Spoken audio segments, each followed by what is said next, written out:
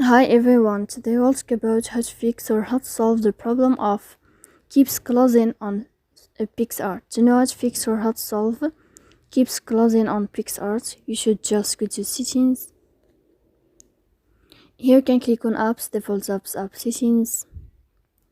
Then this list you'll enter to the window or to the app of Picsart and you can click.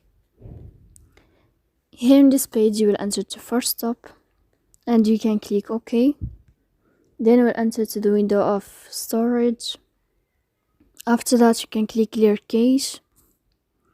Then you can turn off your phone and you can wait a moment to turn on your phone again. If it's not working with you, then you can go to Play Store.